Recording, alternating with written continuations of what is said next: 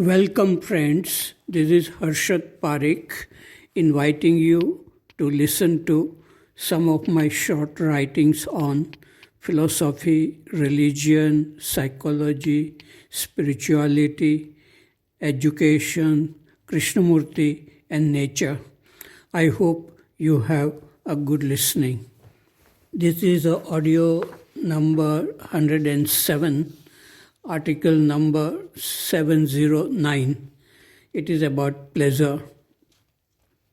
I saw a bee entering deep into a flower to suck honey. The bee can easily get trapped if the flower closes its mouth. This reminded me of an old Hindi song from Rani Rupmati. उड़जा भवर माया कवल का आज बंधन तोड़ के. The poet says to the bee, fly away from this magical lotus flower. You will get trapped by your desire for pleasure. Article number 710. It is about non-verbal communion.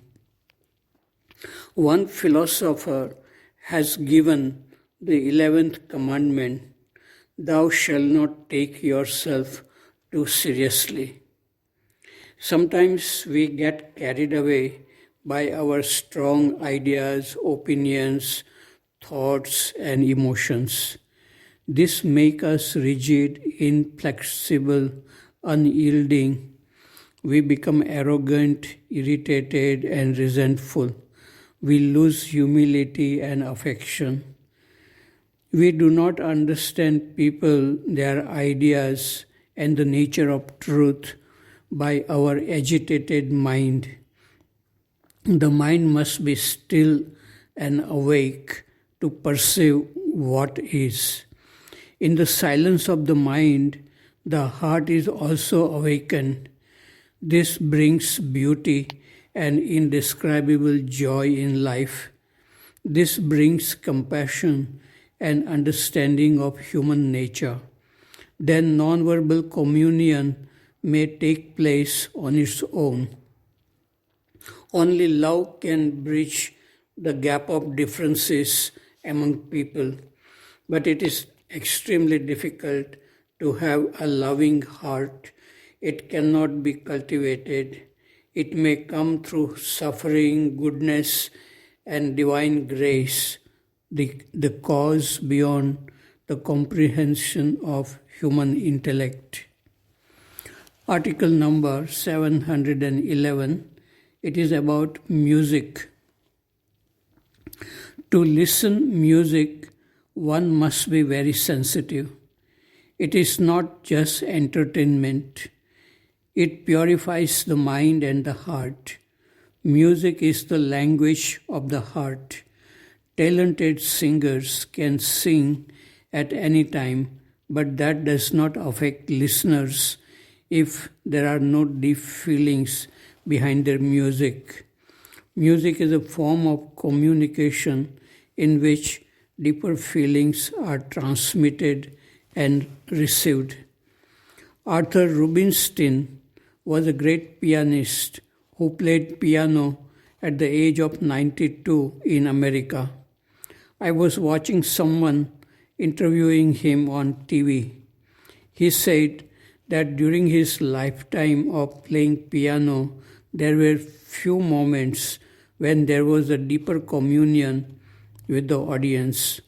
During such communion, the musician and the listener both feel the same thing at the same time, and a spark occurs in the brain.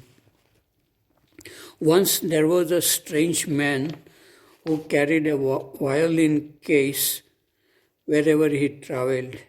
He kept dirty clothes in that case. He lived a strange life and lived in a hotel. All during the day, he would go for long walks and return back to his room at night. He would drink wine and think about his past experiences, politics, literature, etc. One night he attended an exhibition in the town hall. Talented people started performing their acts of dancing, music, acrobatics, etc. The man sat on a table with suffering in his heart. He kept on drinking and talking with his friend. When the show ended at about 1 a.m. and the audience began to leave the hall, this man got up from his table, took a violin from someone, and began to play spontaneously. People stopped in surprise and they listened attentively. It was a sad and beautiful music coming out from the heart of this man. When the music ended, people were lost for a minute, and when they came back to their senses, they clapped for a minute. The whole town was attracted by his enchanting music.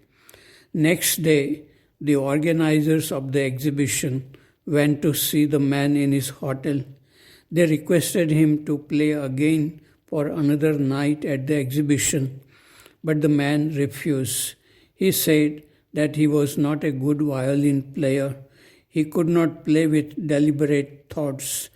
The organizers were disappointed. Very few people listen to music with their whole heart. What I have seen is that 4 or 5 students gather together and they switch on a radio or a tape recorder. They talk and play cards while the music is going on. No one listens. If you have ears to listen, you can listen to birds, wind, and ringing of a bell.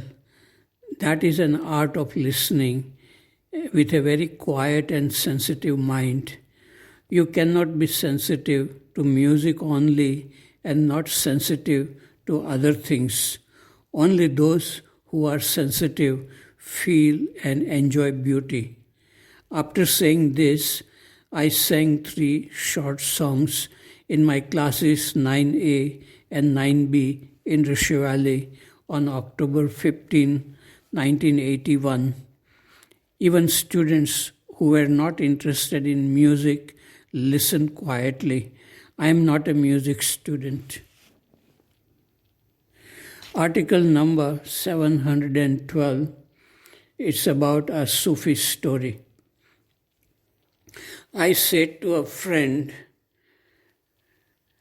life of Raman Maharshi is strange. At the age of 17, he left home and settled in Arunachal. He was not an intellectual. He did not give lectures or wrote books. There was an atmosphere of holiness around him which attracted hundreds of men and women from India and abroad. We usually see effects which such great men have around themselves. We do not know the cause which made them great. There is a Sufi story about a man who worked as a minor official in a city. One day, the spirit appeared to him and said, leave this job and go on a bank of a river. Tear your clothes and throw yourself in a strong current of the river. The man did as he was asked by the spirit. He was rescued by a fisherman who taught him how to catch fishes. He lived with the fisherman for several years. Then the spirit appeared again and said to the man, leave this place. The man did as he was told. He met a farmer who taught him how to cultivate land and grow grains and vegetables. He lived with the farmer for 2 years. Then the spirit appeared again and told him to go to a city.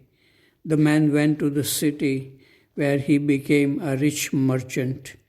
He earned lots of money. After 3 years, the spirit asked him to give up all his wealth and go as far as Samarkand to work for a grocer there. The man did as he was told. During all these years, the man was developing powers to heal people. He became a famous saint. He attracted thousands of people from near and far. Some writers wanted to write a biography of this man. They went to him and asked him about the story of his life and experiences. The man told them about his experiences as a fisherman, a farmer, a merchant, and a grocer. The writers were not impressed by listening to his ordinary experiences. They wrote a false and glamorous story about the life of this well known saint to attract more followers. Article number 713 is about love. For the people who live in the normal world of vulgarity, the word love means sex, but for an artist of life, it means freedom from the self, ego, and it is like blooming with flowers of goodness and creativity. Article number 714 is about an intelligent student. Many years ago, in 1981, in one of my culture classes with 8th standard students in Rishi Valley, I told them some stories from Upanishads. One girl who was interested in asking many questions wanted to know what is spirit. I told her to understand or feel spirit, one must be very, very quiet. If you go on asking many questions with a restless mind, you cannot feel spirit. It is beyond the intellectual mind. One cannot grasp it by will or desire. Let me tell you something else. A priest was working in his garden. He saw a cactus plant with many long thorns. The priest wondered, why does this plant grow thorns in my garden? I will not harm this plant, and there is no one here to harm this plant. He loved this plant and talked with it every day. After some months, the plant had stopped growing thorns. Do you know that plants grow better with peaceful music? Plants are also affected by our thoughts and feelings. Think kindly about someone whom you do not like. You may notice some changes in both of you. This girl listened with sincere interest. A communication was established between us. Whenever we met, she smiled sweetly. She was an intelligent girl. I met this girl accidentally many years after she left Rishi Valley. It was in a public park in 1999. I was walking with Pamaji. She saw me and asked with excitement, "Are you Parekh sir?" I asked, "Are you Sumati Surya?"